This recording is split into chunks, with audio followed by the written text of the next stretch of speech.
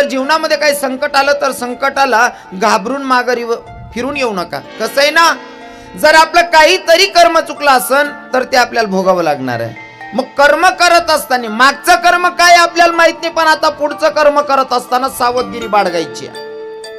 कारण जशी सावली साथ सोडत नाही तसं कर्म साथ सोडत नाही, म्हणून कर्म करत असताना जरा सावधगिरी बाळगायची.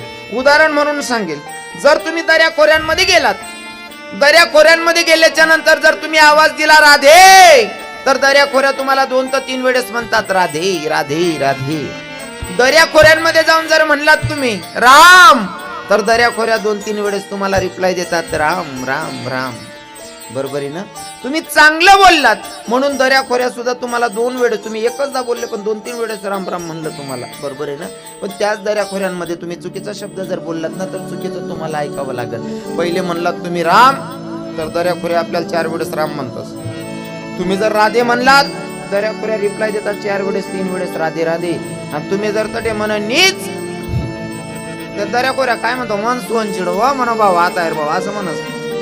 तुम्ही जे म्हणणार तोच रिप्लाय तुम्हाला मिळणार आहे. म्हणून कर्म सुद्धा तसंच आहे.